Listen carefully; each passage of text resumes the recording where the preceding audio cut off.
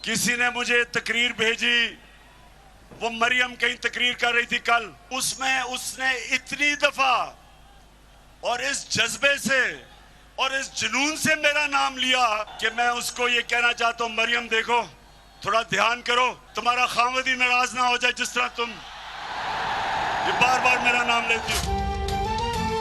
बार बार मेरा नाम लेती हो मरियम, थोड़ा ध्यान करो, तुम्हारा खामिन नाराज ना हो जाए। उन्होंने हमेशा ही वो तकरीरों में अभी तक तो फजलू, डीजल, आसिफ जरदारी, नवाज शरीफ, शहबाज शरीफ, तमाम मर्दों को तो वो कहते ही हैं, ठीक है। उन्होंने तो बल्कि आर्मी चीफ जनरल बाजवा की बात तक जानवर तक कह दिया और सब कुछ कहा, लेकिन जाफर कहा, खुद को सिराजुद्दौला से मिसाल दी। बिल्कुल जी जी एग्जैक्टली।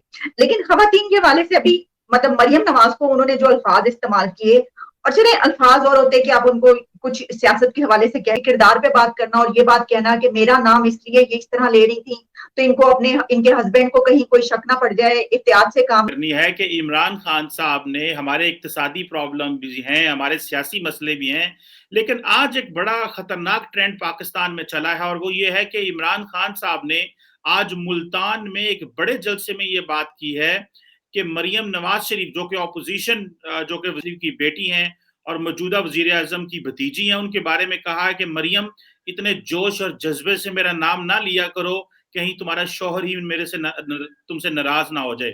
तारड़ साहब, हमारे मसले तो मुआशी थे, सियासी थे, क्या आप समझते हैं हमारे मसले अखलाकी भी हैं? क्योंकि इमरान खान साहब के हाथ में तो तस्बीह होती है, पढ़े ये ऑक्सफोर्ड से हैं, कहते हैं मैं कौम का बाप हूं।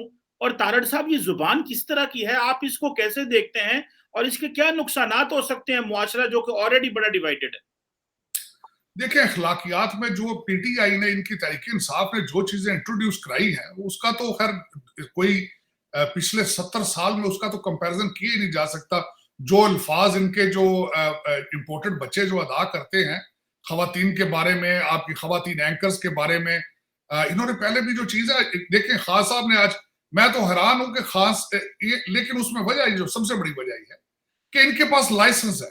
जो इनके पास लाइसेंस है वो पाकिस्तान के अंदर किसी पार्टी के पास नहीं है। ये जो मर्जी कर दें माइक्रोफोन के ऊपर आकर, हजारों के मजमे में इनको। आप इसकी बात कर रहे हैं कासिम सूरी साहब, जिन्होंने स्टेज के ऊपर सारा अपना टेन्योर गुजारा है, उन्होंने अगले दिन ट्वीट किया है कि बिलावल भुट्टो अभी लास्टिक पहनते हैं। कोई उस पर किसी ने अफसोस किया? पहले इनके चीफ ऑफ स्टाफ जो है वो कौन कौन से उन्होंने अल्फाज छोड़े हैं टीवी पर या मीडिया के सामने, किसी ने कुछ उस पर कोई एतराज किया? खान साहब ने आज तक किसी चीज को कंडेम किया है? बल्कि मेरी इंफॉर्मेशन के हिसाब से जो ज्यादा बदतमीज होता है वो खान साहब के उतना करीब होता है। तो ये कर सकते हैं। उसकी वजह ये है कि जो लाइसेंस इनके पास है वो किसी पार्टी के पास नहीं, किसी इंसान के पास नहीं है वो लाइसेंस जो आज हुआ है। जो आप कह रहे हैं खान साहब, आप देखेंगे लोग इसको भी सेलिब्रेट करेंगे। मेरे जो यूथीय भाई हैं वो कहेंगे ये खान साहब ने सही कहा।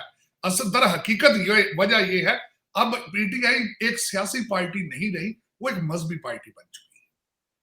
जब ये कहा जाए कि आप जलसे में आओ, अमर बिन मारूफ है, जब जलसे में ये कहा जाए कि उम्रे पे और हज पे जाने की जरूरत नहीं है, यहां रह के पीटीआई के लिए काम करें, तो आप मजहबी पार्टी बन चुके हैं। और उनके पेशरवा है, वो जो मर्जी कहें, लोगों ने आगे से वाह वाह कहनी, वो कहेंगे। आप देख लीजिएगा, इसकी ना कंडेमिनेशन होनी है, ना इसको किसी ने इस पे एतराज करना है, लोगों ने सेलिब्रेट करना है। हो सकता है ट्रेंड बन जाएगी, टॉप ट्रेंड हो कल का। हो सकता है मेरे यूथ के बच्चे जो 20-20 जाली अकाउंट लेके फिर रहे हैं, हो सकता है वो इस पे खुशियां मना रहे हो। लेकिन इस वक्त कमर साहब, मैं चीमा साहब, जो पाकिस्तान के हालात है, आपके सियासी इशू नहीं है। अखलाकियात के तो जनाजे पहले निकले। आप कहते हैं खान साहब के हाथ में तस्बीह होती है। खान साहब मदीना जाते थे अपने दौर में तो जूते नहीं पहनते थे, लेकिन यहां से जुलूस भर भर के भेजे इन्होंने इंग्लैंड से और पाकिस्तान से। जो इन्होंने हर मुसलमान के जेहन में जो सेकंड हाईएस्ट प्लेस है, वहां जाके इन्होंने क्या नहीं किया इन्होंने। तो इनके पास लाइसेंस है, इनके पास मजहबी लाइसेंस है, अखलाकी लाइसेंस है, जमहूरी लाइसेंस है, आईनी लाइसेंस है। ये पाकिस्तान को जब इन्होंने सोच लिया है कि हमने तबाह करके छोड़ना है, ये तबाह करके छोड़ेंगे। मैं एक मिसाल के लिए सोचता हूं, अगर आप आंखें बंद करके सोचें कि आज खान साहब वापस आ जाते हैं as a chief minister, prime minister, Usman Buzdar साहब भी वापस आ जाते हैं, फराह गोगी भी वापस आ जाती है, सारे वापस आ जाते हैं, कश्मीर के सदर भी आ जाते हैं, सूबा सरहद के जो है इनके जो नौरतन है वो भी वापस आ जाते हैं।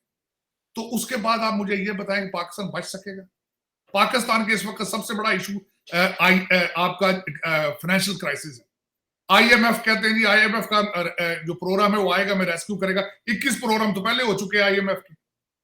मैं आज बल्कि आपको बताना ये चाहूंगा कि वो हमारे पंजाबी का एक कहते हैं, कहते डकार नहीं मार दे। 26 बिलियन डॉलर आपने सीपैक का खाया, आपने डकार नहीं मारा। आपने अफगानिस्तान की आड़ में अमेरिका निचोड़ दिया डॉलरों में, आपने डकार नहीं मारा। अगला आईएमएफ का प्रोग्राम आएगा, घंटों में पैसे दुबई पहुंचेंगे।